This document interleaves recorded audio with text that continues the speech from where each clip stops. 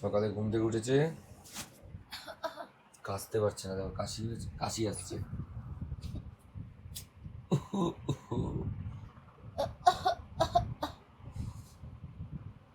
খুব চাপের এই জিনিসটা বাবা। এখানে একটু কফ মতো মনে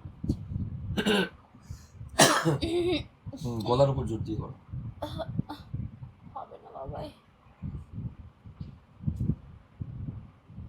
কি করবো?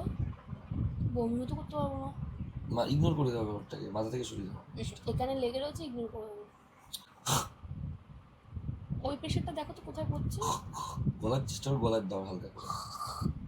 জিনিস এইখানে। ও ঠিক আছে, চলো উঠি। হ্যাঁ আসো।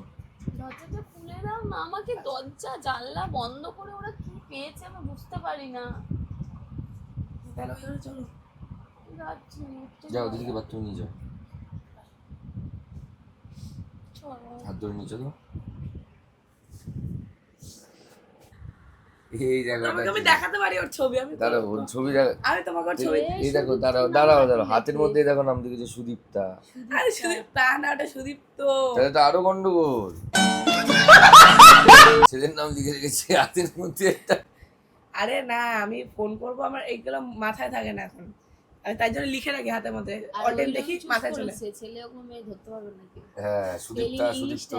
হ্যাঁ এই তো মা এসে, তুমি দেখেছো হাতের মধ্যে একটা মেয়ের নাম লিখে রেখেছে। এই না হাতের বাঁহাতে সুদীপ্তা বলে লিখে রেখেছে, এখানে সুদীপ্তা। আবার বলাতে বলছে এটা সুদীপ্তা না, এটা সুদীপ্তা না, সুদীপ্ত। ওই তো এখনো আছে। এটা তো আরো ভয়ে, মেয়ের বদলে ছেলের নাম লিখে রেখেছে হাতের মধ্যে। তুমি যাও, চলো। সকালে হরলিক্স আর বিস্কুট দিয়ে গেল মা। গোলায়নি ভালো করে, একটু গুলিয়ে দাও তো। তুমি আগে গোলাবো, তুমি আগে চলো বাথরুমে। জমে যাবে ততক্ষণ। আচ্ছা। ব্রেকফাস্টের আগেও আমার মেন কাজ হচ্ছে ওষুধ খাওয়া। এখন যেটা আমি সব থেকে বেশি ভয় পেতাম, সেটা এখন আমি মুড়ি মুরগির মতো প্রায় 10-15-20 দিন ধরে বলতে পারো ওষুধ খেয়ে চলেছি। আরো 1 মাস এখন আমাকে ওষুধ খেয়েই চালাতে হবে। এটা হচ্ছে আর এক কষ্ট। এখন জানি মা চলে এসেছে, কিন্তু মায়ের গায়ে যেতে পারছে না। কি কি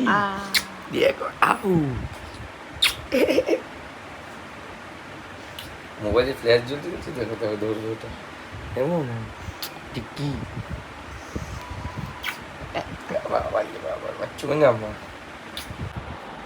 সকাল সকাল মামকে নিয়ে এসছে, দেখো মায়ের কাছে যখন থাকে মুখ দেখো। না এরকম না সবসময় মুড খারাপ থাকে, মুড ভালো থাকে, কিন্তু না ওর মুড খারাপই আছে, আমি বলছি মুডটা খারাপই আছে, প্রচুর গোমরা টাইপের হয়ে আছে তো। এই তুমি কেন আমার খাতে হিটে করলে এসে আমার কোলের মধ্যে তুমি কেন তুমি হিটে করলে বলো?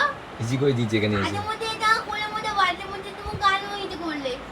ঘুমাইতে মতো আমি কথা শুনবো না, যাও এবার তুমি। না নিয়ে নাও, সোনাকে নিয়ে নাও, মামামকে নিয়ে নাও তো। এই ফুটু এত আমি খালি ওই ভয় পাচ্ছি, একটু ওই চিত হয়ে শুয়ে থাকছি তো, আর রাতে স্যার ফোন করেছে।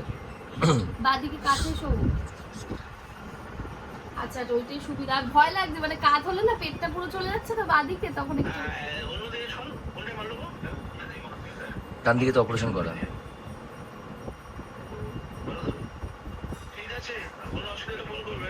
আচ্ছা আচ্ছা ঠিক আছে স্যার, থ্যাংক ইউ। কত ভালো দেখলে ডাক্তার, ফোন করলে উনি ফোন করলো। এখন হ্যাঁ বলছে কেমন আছে, একদম ভালো আছে। তো বলছে যে কোনো অসুবিধা হলে কিন্তু আমাকে ফোন করবে। বললাম স্যার ওনার সাথে কথা বলুন। আমি বললাম পিঠে ব্যথার কথা বললাম, বললো চলে যাবে, ওটা চলে যাবে কিছুর মধ্যে। বলে কোনো অসুবিধা হলে একবার কল করবে, ভিডিও হচ্ছে। আমি বলছি স্যার একটু কথা বলুন ওর সাথে, তখন আবার তোমাকে। খুব ভালো ডাক্তার। এরকম ডাক্তার যদি পাশে থাকে মানুষ এমনিই ভালো হবে।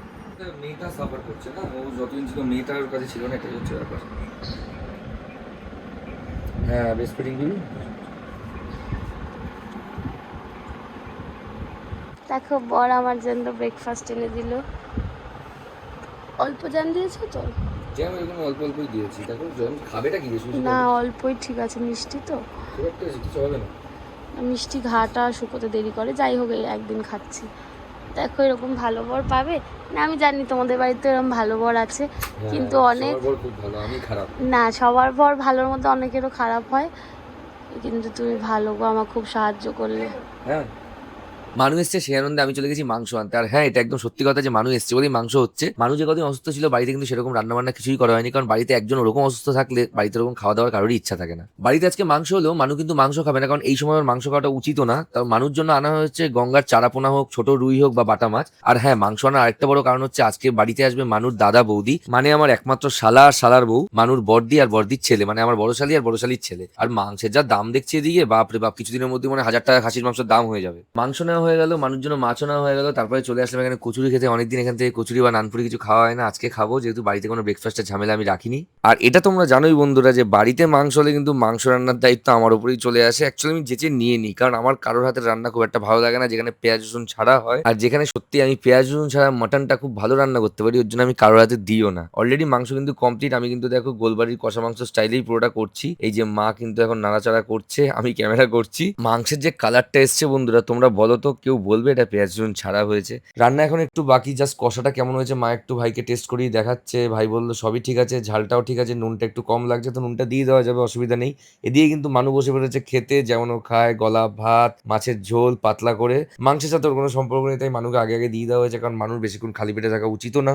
যেখানে মানুর ভয়েস দেওয়ার দরকার সেখানেও আমি ভয়েস ওভার দিচ্ছি বন্ধুরা। মানুষ যেহেতু শরীরটা খারাপ, তাই আমার গলাটা একটু কষ্ট করে সহ্য করে নিও। মানুষ শরীর যখন একদম সুস্থ হয়ে যাবে, কথা দিচ্ছি মানু কিন্তু ফুল ফ্লেজে ব্লগে পুরো রিটার্ন করবে। মাংস হয়ে গেছে, আর মাংস হয়ে যাওয়ার পর আমার ফার্স্ট কাজই হচ্ছে রান্না হয়ে যাওয়া মাংসটা বা মেটে বা চর্বির সাথে একটু আলু একটু কষা দিয়ে টেস্ট করা। এরকম গরম গরম মাংস টেস্ট করতে কিন্তু হেভি লাগে। তোমরা মাংস রান্না হওয়ার পর কারা কারা এরকম ভাবে মাংস টেস্ট করো কমেন্টে জানিও। আমার বড় শালি আর বড় শালি ছেড়ে চলে এসেছে, এদিকে বাইরে পড়ছে প্রচন্ড বৃষ্টি। ওরা এইসব সাইডের খুব একটা চেনে না, তাই আমি গেছিলাম বৃষ্টির মধ্যে ওদের আনতে। এই যে আসলেই দিদি যার জন্য এসেছে, মেনলি তো আমাকে দেখতে এসেছেই, তার সাথে সাথে আরও একটা কারণ হচ্ছে যে আমার মেয়েকে একটু ধরবে, কারণ সংসারের অনেক কাজ থাকে। মা তো ঘরের কাজ বাজগুলো করেই নেয়, সেগুলো কাউকে করতে দেয় না, কিন্তু এই পুচকেকে ধরাটাই একটা এখন মেন কাজ হয়ে দাঁড়িয়েছে, তো দিদি এখন সেটাই করছে।